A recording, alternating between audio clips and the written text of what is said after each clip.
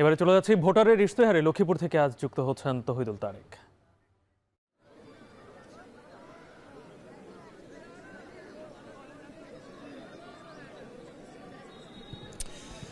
দর্শক, এখন টেলিভিশনের নিয়মিত আয়োজন ভোটারের ইশতেহার অনুষ্ঠানে আপনাদের সকলকে আমন্ত্রণ জানাচ্ছি। আমি তৌহিদুল তারেক।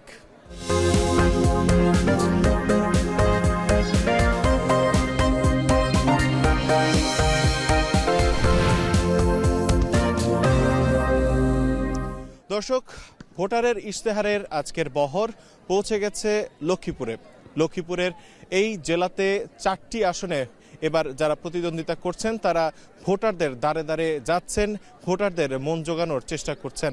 আমরা জানার চেষ্টা করব যে এই জেলার ভোটারদের আসল চাহিদা কিংবা তাদের কি প্রয়োজন রয়েছে, কি প্রতিশ্রুতি তারা পাচ্ছেন, এবং একই সাথে জানার চেষ্টা করব এখানকার যে রাজনৈতিক দলগুলো রয়েছে তারা কি প্রতিশ্রুতি দিচ্ছেন। এর আগে আমরা আমাদের সাথে আজকে যারা অতিথি আছেন তাদের সাথে একটু পরিচিত হয়ে নিব। আমার শুরুতেই ডান দিকে উপস্থিত আছেন নিজামুদ্দিন ভুইয়া, জেলা বিএনপির আহ্বায়ক কমিটির সদস্য।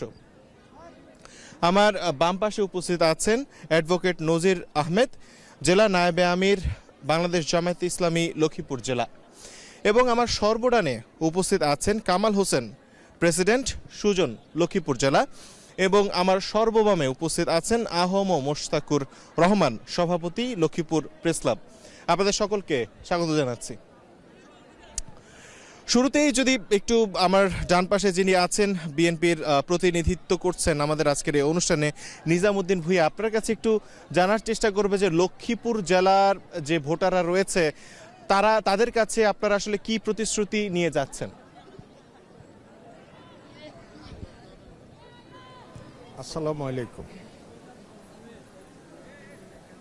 আসলে দীর্ঘদিন থেকে তো নির্বাচনের যে অবস্থা ছিল, আপনারা গত 17 বছর জানেন যে নির্বাচনের কোনো পরিবেশ ছিল না। গণতান্ত্রিকভাবে এদেশের মানুষ যা আশা করেছিল গত 17 বছর তা প্রতিফলন হয় নাই। আমাদের প্রত্যাশা, মানুষের প্রত্যাশা অবাধ ও সুষ্ঠু নির্বাচন। আমাদের দল জাতীয়তাবাদী দল, নির্বাচনে আমাদের মার্কা ধানের শীষ। আমাদের মাঠে যথেষ্ট জনসাধারণের চাহিদা, সেটা হলো রাস্তাঘাটের অবস্থা খুবই খারাপ। বিশেষ করে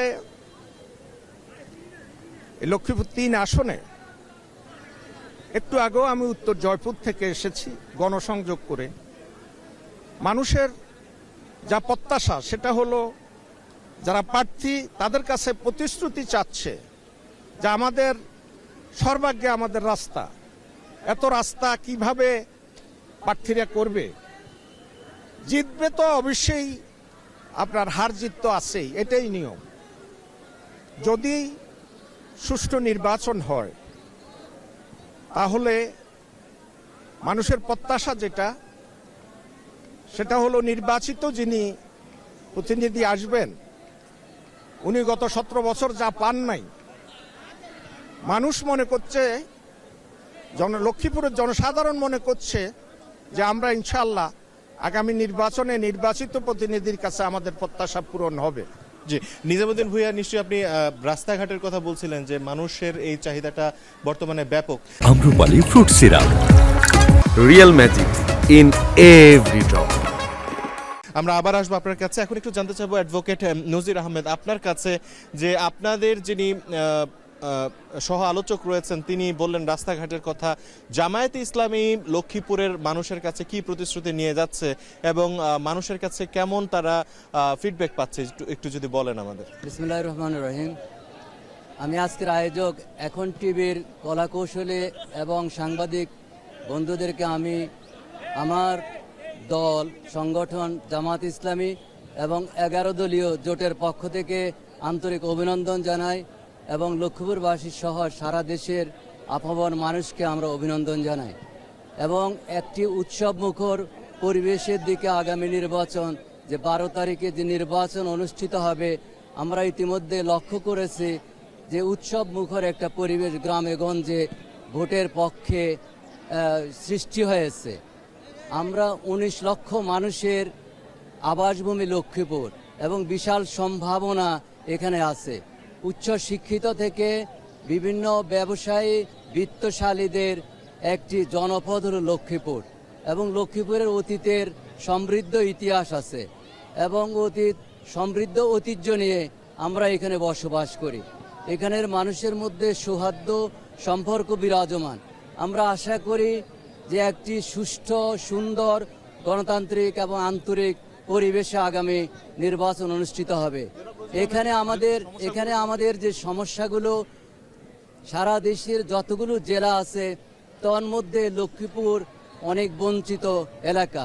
এখানে নদী ভাঙ্গনে কমলনগর এবং রামগতি উপজেলার বিশাল অংশ নদীর গর্ভে বিলীন হয়েছে। যদি আন্তরিকভাবে চেষ্টা করা হতো তাহলে শ্রীলঙ্কার মতো রাষ্ট্র সমুদ্রকে শাসন করে বিমানবন্দর তৈরি করে, অথচ আমাদের দুটি উপজেলার অর্ধাংশ নদীর গর্ভে বিলীন হয়েছে। তাই আন্তরিকতা এবং পদক্ষেপের যথেষ্ট অভাব ছিল। তাই আমাদের প্রতিশ্রুতি, যদি আমরা নির্বাচিত হই অথবা যে পর্যায়ে আমরা থাকি না কেন, আমাদের 11 দলীয় জোট এবং জামাতের পক্ষ থেকে আমরা নদী শাসন করে নদী ভাঙা মানুষকে কিভাবে রক্ষা করা যায়, লক্ষ্মীপুর জেলাকে কিভাবে রক্ষা করা যায়, সেটা আমরা প্রথম পদক্ষেপ নেব। দ্বিতীয় আমাদের প্রতিশ্রুতি হলো, আমাদের এখানে 6টি থানা, 5টি উপজেলা, একটা চন্দ্রগঞ্জ যে থানা, সেটাকে আমরা অগ্রাধিকার ভিত্তিতে উপজেলা রূপান্তরিত করার জন্য আমরা পদক্ষেপ গ্রহণ করব। নজরুল আহমেদ, আবার ফিরবো আপনার কাছে। জি, একটু যদি সুযোগ দেন। 4 লেন কোন রাস্তা, এখানে রাস্তার যে বেহাল দশা, সারা দেশের কোথাও এত অনুন্নত রাস্তাঘাট নেই। 4 লেনের রাস্তা আপনাদের কথা একটা প্রতিশ্রুতি রয়েছে। জি, এবং এটা 2টা রাস্তা হবে। একটা হবে কুমিল্লার সাথে সংযুক্ত হয়ে লক্ষ্মীপুর থেকে, আরেকটি হলো চাঁদপুর থেকে বেগমগঞ্জ পর্যন্ত। আপনাকে ধন্যবাদ নজরুল আহমেদ। আমরা আবার আপনার কাছে ফিরবো। আমি একটু আমার সর্ববামে চলে যাব, সুজনের প্রেসিডেন্ট কামাল হোসেন, আপনার কাছে একটু জানতে চাইবো, একটু যদি আপনি কাইন্ডলি মাইকটা হস্তান্তর করেন, যে লক্ষ্মীপুর জেলা আমরা শুনতে পাচ্ছি ভোটারদের কাছ থেকে একই বক্তব্য আছে, খুবই অবহেলিত জেলা। সেক্ষেত্রে সুশীল সমাজের একজন সদস্য হিসেবে এই নির্বাচনে প্রার্থীদের যে যাচ্ছেন ভোটারদের কাছে, এই বিষয়টা কেমন দেখছেন আপনি? ধন্যবাদ। আমি প্রথমে এখন টেলিভিশনকে আপনার মাধ্যমে ধন্যবাদ জানাই। লক্ষ্মীপুর আমাদের মতো পিছিয়ে পড়া একটা লক্ষ্মীপুর, এই লক্ষ্মীপুরকে আপনাদের এই ধরনের একটা অনুষ্ঠান আয়োজনের জন্য আমরা আসলে চাই গণতন্ত্র উন্নয়ন এবং দেশের সুশাসন প্রতিষ্ঠা হোক। এখন এগুলা প্রতিষ্ঠার প্রথম যে ধাপ, আমাদের গণতন্ত্রের যে প্রথম ধাপ, সেটা হলো নির্বাচন প্রক্রিয়া। নির্বাচন প্রক্রিয়ার মধ্য দিয়ে শাসন ব্যবস্থার পরিবর্তন হবে, ইতিবাচক পরিবর্তন হবে বলে আমরা মনে করি। এখানে আসলে যে রাস্তাঘাট অবকাঠামো উন্নয়নের কথা বলা হয়েছে, এর চেয়ে গুরুত্বপূর্ণ যে জিনিসটা আমরা দেখছি সেটা হলো আপনার যে সন্ত্রাস, ভ্যান্ডালিজম এবং টেরোরিজম মুক্ত আমরা একটা লক্ষ্মীপুর চাই। আমরা চাই এই এলাকার ভোটাররা, এই এলাকার জনগণ যাতে নির্বিঘ্নে, নির্ভয়ে তারা যাতে আমরা ভোট কেন্দ্রে যেতে পারে, তাদের গণতান্ত্রিক যে অধিকার তারা তাদের ভোট যেন প্রয়োগ করতে পারে, আমরা এই জিনিসটা চাই। আমরা শঙ্কিত, আমরা বেশ কয়েকজন ভোটারের সাথে আলাপ করেছি, মানুষের সাথে আলাপ করেছি, এতে করে মানুষ এখনো সন্দিহান এবং শঙ্কিত যে সুষ্ঠু নির্বাচন আদৌ হবে কিনা। কামাল হোসেন, আমরা আপনার শঙ্কার বিষয়টা জানতে পারলাম, অবশ্যই আবার আমরা আপনার কাছে ফিরবো। তবে সবশেষে আমি আমার সর্ববামে একজন গণমাধ্যম কর্মী, সাংবাদিক এবং একই সাথে তিনি সভাপতি লক্ষ্মীপুর প্রেস ক্লাবের আহম মোস্তাকুর রহমান, আপনার কাছে জানতে চাইবো যে গণমাধ্যম কর্মী হিসেবে, সাংবাদিক হিসেবে লক্ষ্মীপুরের যে নির্বাচন পরিস্থিতি, নির্বাচন এগিয়ে এসছে, কেমন দেখছেন চিত্র, একটু যদি বলেন। মাইকটা যদি একটু হস্তান্তর করেন ওনার কাছে। ধন্যবাদ এখন টিভিকে। আসলে নির্বাচন অত্যন্ত জমজমাট, প্রতিদ্বন্দ্বিতাপূর্ণ, দিন রাত অবধি গভীর রাত পর্যন্ত প্রার্থীরা জনগণের ধারে ধারে ভোট প্রার্থনা করছেন। জনগণের দাবি তাদের কাছে, পাবলিকের দাবি, এই লক্ষ্মীপুরটা একটা নাইয়ের জেলা, অনেক কিছু নেই। পার্শ্ববর্তী চাঁদপুরে যা আছে, পার্শ্ববর্তী নোয়াখালীতে যা আছে, এর কিছুই এখানে নেই। যেমন আমি বলতে পারি, যেমন সড়ক, এখানে ৮০% সড়কই চলাচলের অনুপযোগী। এরপরে স্বাস্থ্য শিক্ষার কথা যদি আমরা বলি, স্বাস্থ্যতে এখানে জনগণ কোনো চিকিৎসা সেবা সরকারিভাবে নাই বললেই চলে। এটা তারা ফ্লোরে শুয়েও, ফ্লোরের জায়গাও নেই। অথচ ২৫০ বেডের একটা হসপিটাল এখানে করার কথা, ভবন হয়েছে, কিন্তু এটার উদ্বোধন হচ্ছে না আজকে ১০ বছরও। এখানে একজন মন্ত্রী ছিল আমাদের, তো দুর্ভাগ্য লক্ষ্মীপুরের উনি মনে হয় ওনার জন্য কিছু করছেন কি আমি জানি না, লক্ষ্মীপুরবাসীর জন্য উনি কিছুই করেন নাই। এরপরে আমাদের এই যে স্বাস্থ্য হসপিটাল, যে ১০০ বেডের যে হসপিটাল, 10 সেকেন্ডে যদি একটু বলেন। জি হ্যাঁ, ১০০ বেডের হসপিটালে ডাক্তার নাই, চিকিৎসক নাই, তাও সংকট। এরপরে আমাদের শিক্ষা ব্যবস্থা, এখানে প্রযুক্তি বিশ্ববিদ্যালয় নাই, এখানে মেডিকেল কলেজ নাই, এখানে অসংখ্য নাই, নার্সিং ইনস্টিটিউট নাই। মানুষ শিক্ষা, স্বাস্থ্য সব দিক থেকে বঞ্চিত। অথচ পার্শ্ববর্তী নোয়াখালীতে চাঁদপুর আমাদের মতো নতুন একটি জেলা, জি, সবকিছুই আছে। আহমদ মোশতাকুর এখানে রহমান, আমাদের আমরা কিছুই নেই। আপনার অভিযোগগুলো সম্পর্কে এবং এই নোয়াখালী লক্ষ্মীপুরে যে বিষয়গুলো সম্পর্কে অভিযোগ রয়েছে সে বিষয় জানতে পেরেছি। আমরা আবারও আসবো আপনার কাছে, তবে তার আগে একটি আমরা বিরতিতে যাচ্ছি। ভোটারের ইশতেহার থেকে খুব দ্রুত ফিরবো, আমাদের সঙ্গেই থাকুন।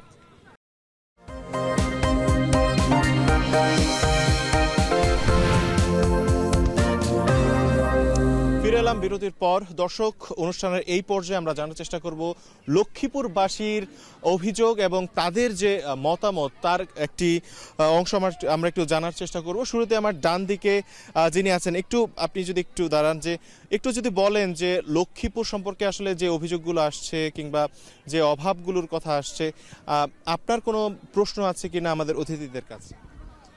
ধন্যবাদ এখন টেলিভিশনকে। আমরা এখানে 2টি রাজনৈতিক দলের শীর্ষ নেতৃবৃন্দ অবস্থান করছেন, ওনাদের কাছে আমরা জানতে চাচ্ছি এখানে যে উন্নয়নগুলি হচ্ছে, বিশেষ করে রাস্তাঘাট নির্মাণ করার 1 সপ্তাহ পরেই 1 ফিট গর্ত হয়ে যায়। আপনারা ক্ষমতায় আসলে অথবা সরকার গঠন করলে এই বিষয়ে কার্যকর কোনো পদক্ষেপ নেবেন কিনা? দুর্নীতির একটা জায়গা রয়েছে এখানে, দুর্নীতির ভয়াবহ চিত্র। একটা রাস্তা পাকা করার পরে 1 সপ্তাহের মধ্যে রাস্তা 1 ফিট গর্ত হয়ে যায়। ধন্যবাদ আপনাকে। পেয়েছি। এখন আমরা এই সিরিয়ালে একটু যাব। ভাই, একটু যদি আপনার কাছে জিজ্ঞেস করি যে আমাদের আমন্ত্রিত যে অতিথিরা রয়েছেন তাদের কাছে আপনার কোনো প্রশ্ন আছে কিনা? জি, অবশ্যই।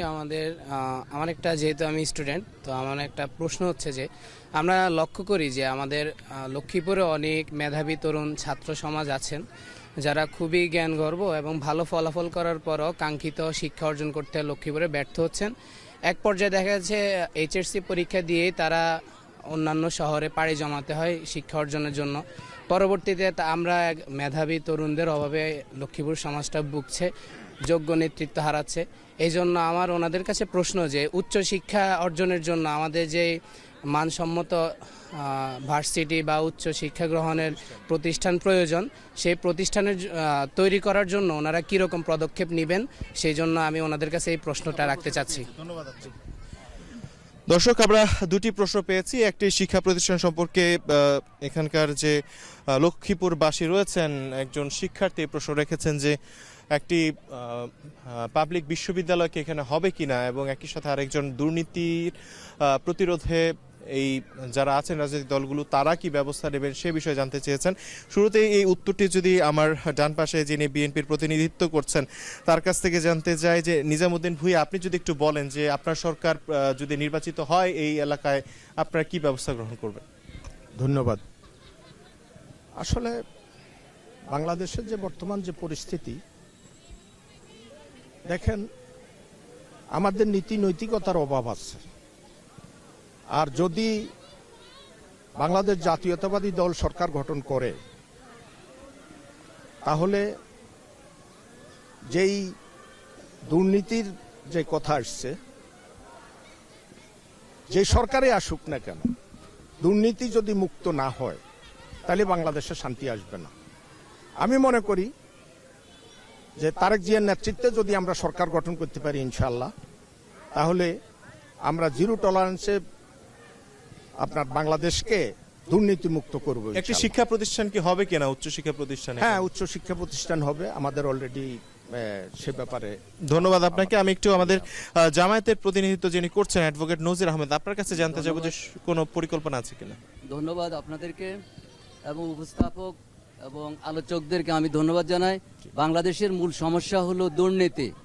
আমরা দুর্নীতি মুক্ত মানবিক বাংলাদেশ গড়তে চাই, এটা জামাতের কেন্দ্রীয় ভীষণ। দুর্নীতি মুক্ত হলে সব কিছুর সমস্যার সমাধান হয়ে যাবে। এবং আমরা লক্ষ্মীপুরে একটা প্রযুক্তি বিশ্ববিদ্যালয়, বিজ্ঞান প্রযুক্তি বিশ্ববিদ্যালয় জন্য আমরা আপ্রাণ চেষ্টা করছি এবং আমাদের ভীষণ এবং আমাদের প্রতিশ্রুতি আছে।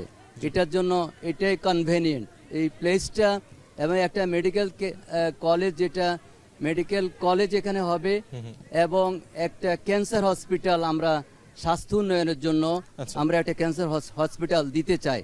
এবং শিক্ষার উন্নয়নে আর যে প্রতিষ্ঠানগুলো আছে সেগুলোতে যাতে শিক্ষার মান এবং শিক্ষকের মান, ছাত্রদের আসা যাওয়া থেকে অন্যান্য আবাসিক যে সমস্যাগুলো সেগুলো প্রত্যেকটা প্রতিষ্ঠানে যাতে করে জাতির উৎপাদনমুখী এবং গণমুখী শিক্ষাটা চালু করা যায়, আমরা সেই ব্যাপারে। আরেকটি ছোট প্রশ্ন আপনার কাছে, যে আমাদের একজন অতিথি শঙ্কা প্রকাশ করেছেন যে আসলে নির্বাচনটা সুন্দরভাবে হবে কিনা, এটা নিয়ে আপনাদের কোনো উত্তর আছে? একটু আমি 1 মিনিট 30 সেকেন্ড বলতে চাই।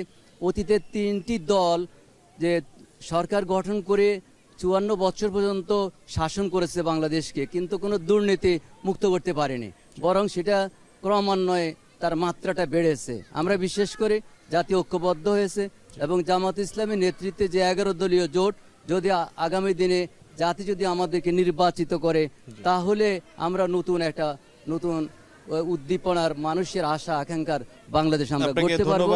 আমাদের কনভিকশন এবং আমাদের দৃঢ় বিশ্বাস আছে। আপনাকে ধন্যবাদ নজির আহমেদ। আমি একটু আমার সর্বজানে চলে যাব। সবশেষ প্রশ্ন, আমরা অনুষ্ঠানের একদমই শেষ পর্যায়ে। কামাল হোসেন, যদি একটু বলেন যে আপনি শুনছিলেন যে এখানে দুটি প্রধান রাজনৈতিক দলের নেতারা ছিলেন, তাদের এই প্রতিশ্রুতি বাস্তবিক অর্থে হয়ে উঠবে কিনা আপনি কি মনে করছেন? আমি মনে করছি যে যারা আগামীতে নির্বাচনে আসে, নির্বাচিত বিজয়ী হন, তারা যদি সত্যিকারভাবে তাদের মধ্যে যদি দেশপ্রেম থাকে, স্বাধীন সার্বভৌমত্বের প্রতি তাদের যদি দরদ থাকে, এবং জনগণের যে ম্যান্ডেট নিয়ে তারা আসবেন এটার প্রতি যদি তারা মূল্যায়ন করেন, তাইলে আমি মনে করি শুধু লক্ষ্মীপুর না, সারা বাংলাদেশকে দুর্নীতি তো আর সারা পৃথিবীতে দুর্নীতি আছে, দুর্নীতি মুক্ত সম্ভব না। সহনীয় একটা দুর্নীতি সহনশীলতার মধ্যে দিয়ে একটা বৈষম্যহীন এবং আপনার সন্ত্রাস, চাঁদাবাজ মুক্ত দুর্নীতি সহনশীল পর্যায়ে এনে একটি সুন্দর রাষ্ট্র পরিচালনা করা সম্ভব। পাশাপাশি যেহেতু আপনার এই লক্ষ্মীপুরে এসেছেন, লক্ষ্মীপুরের সমস্যা নিয়ে, লক্ষ্মীপুরে একটা সম্ভাবনাময় একটা জেলা, এই জেলা বিস্তর আপনার মেঘনা উপকূলীয় এলাকা, এখানে বহু সম্পদ রয়েছে, এখানে আপনার কল কারখানা নির্মাণ করা যেতে পারে, শিক্ষা প্রতিষ্ঠানের জন্য বিস্তর জমি রয়েছে সরকারিভাবে, এগুলাকে কাজে লাগানো সম্ভব। আপনাকে ধন্যবাদ। আহমদ মোশতাকুর রহমান, আপনার কাছে সবশেষ আমরা জানতে চাইবো যে আপনি এতক্ষণ শুনেছেন যে লক্ষ্মীপুরবাসীর পক্ষ থেকেও এখানে প্রশ্ন এসেছে, আপনি কি মনে করছেন যে পরবর্তী যে প্রতিনিধি আসতে যাচ্ছেন তিনি কি এই তাদের যে প্রতিশ্রুতি এগুলো বাস্তবায়ন করতে পারবেন কিনা? ধন্যবাদ। আসলে যিনি নির্বাচিত হয়ে আসবেন তাকে পারতেই হবে এই দেশের প্রয়োজনে, কারণ জুলাই বিপ্লব হয়েছে দেশ পরিবর্তনের জন্য, সুশাসনের জন্য, দুর্নীতিমুক্তের জন্য। সুতরাং যারাই আসবে তাদেরকে এই প্রতিশ্রুতি পূরণ করতেই হবে এবং জুলাই সনদে যাতে করে হাঁ ভোট বিজয় সেজন্য প্রচেষ্টা চালাতে হবে। তাহলে দেশের দুর্নীতি বন্ধ হবে, লুটপাট বন্ধ হবে, পরিবারতন্ত্র বন্ধ হবে, দেশ একটা শান্তির দিকে দেশ চলে আসবে। আপনাকে অসংখ্য ধন্যবাদ। আশা করছি যে বাংলাদেশ সেই দুর্নীতি থেকে মুক্ত হবে এবং একই সাথে লক্ষ্মীপুরের যে অভাবগুলো রয়েছে, তাদের যে অভিযোগগুলো রয়েছে, তাদের ভবিষ্যৎ প্রতিনিধি সেই অভাব থেকে তাদেরকে বের করে নিয়ে আসতে পারবে, সেই প্রতিশ্রুতি রেখে আজকে বিদায় নিচ্ছি। ভোটারের ইশতেহারের পরবর্তী জেলা চাঁদপুর, আপনাদের সকলের সাথে দেখা হবে আগামীকাল। ততদিন পর্যন্ত ভালো থাকুন, সুস্থ থাকুন। আপনাদের সকলকে ধন্যবাদ। আপনাদের সময় দেওয়ার জন্য আপনারা আমাদের এখানে এসেছেন, আপনাদের সকলকে ধন্যবাদ জানাচ্ছি। আপনাদের